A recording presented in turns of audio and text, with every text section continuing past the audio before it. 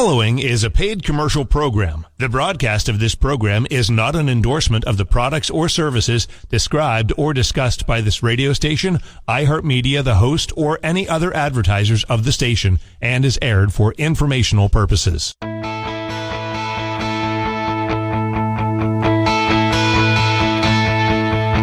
And good morning, everybody. Welcome to Jet Radio 1400 at your service. I am your host, Alan Carpenter. In the studio with me, because it is Friday and it is 9 a.m., is Josh Skarzinski from Stan's Garden Center, leading off with a great Foo Fighters tune. Absolutely. Probably one of the best, one of the better recognized. I think so. Absolutely. Great song. I have been gifted, after the devastating news, a CD of Skin and Bones that has been playing in my car ever since. And I'm starting to need to switch the CD because even my 2-year-old daughter riding in the back seat is like, Dada, stop. Stop singing.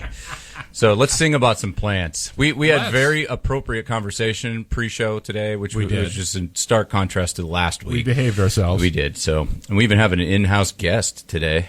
We do. An in-house guest. We're going to leave him off the air. We're being observed. It's like the teacher's student observation when the student teacher comes in. What do they call it? Somebody is auditing the class. This is the first show I've ever felt nervous about. Like I'm being judged, Adam.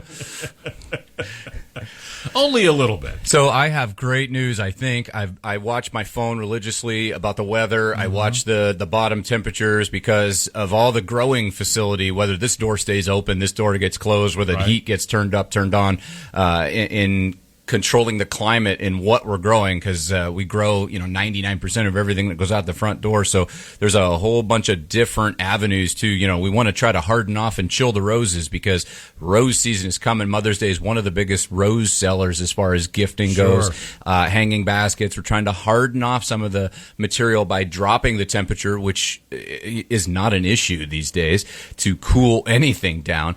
But I see that on the 10-day trend, we're looking at getting a whole bunch of increase, and it doesn't have to be in the 80s, but we're starting to get lows that are going to be like 40 now instead of what we saw. I saw south of us was in the 20s last night. We got a hard freeze, which is bad for anything that you put out that might be on the cusp or iffy. Maybe some of them really large leaf perennials and stuff might have got a little nip last night. Night before, I was more worried about the cold temperatures, but it seemed like the little bit of water and the little bit of wind kept things moving. Last night was open sky, dead calm, and it got down to 30 on the lakefront. So that's devastating. So as far as recovering that material, if it gets a little bit of burn, I know the farmers are worried about things that the buds start to swell, and the grapes, the cherries, everything that comes out early like that. When you get a hard,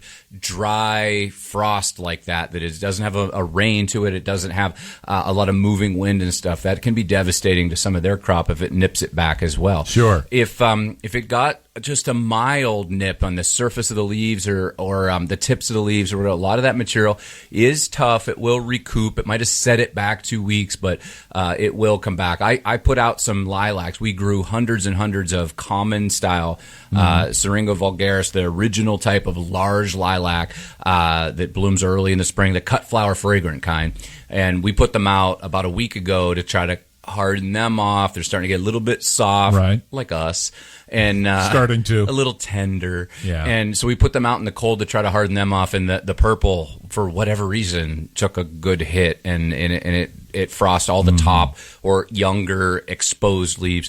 But I just went through and nipped them off because Syringa is very, very vigorous, and it will bounce right back, and it'll just be a little bit better branched for this season because we took a couple cuts and took it off. So the other side of the avenues, if you've gone ahead and really tried to beat the weather and put some hanging baskets out, things like that, they really need protected. It is way too early for things like peppers and tomatoes and the New Guinea impatient baskets, things like that. A night like last night, could be ending and devastating for them, literally Absolutely. frozen and done. So what's coming is Mother's Day. So we're hardening off those roses. Now that the trend looks in the 40s, I think we're going to start putting them out on the market. A lot of times customers come in and they're looking for whatever it may be, A to Z, this, that, the other thing, and they're going to hear that I don't want to sound condescending in the way, but we're trying to protect some of the gardener from themselves. This is our gig. This is what we do. So we're not putting roses out in March, because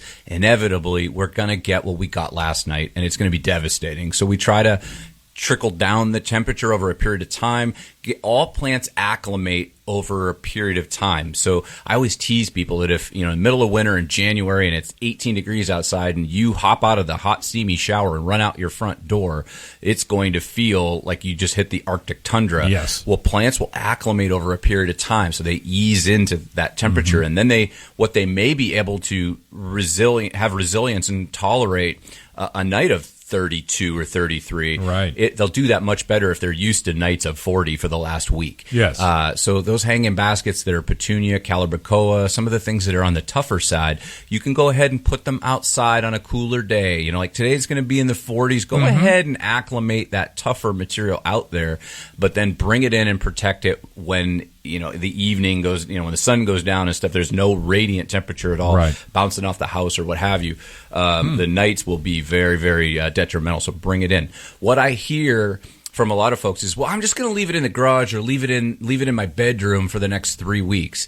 That won't cut it. That won't work. It needs air circulation. It needs bright light. And some folks will say, unknowing to plant culture, will say, well, I have a bright window. Indoors, in your bedroom, in your sunroom, whatever, is just not the same as outside. It's totally different ecosystem. It cannot get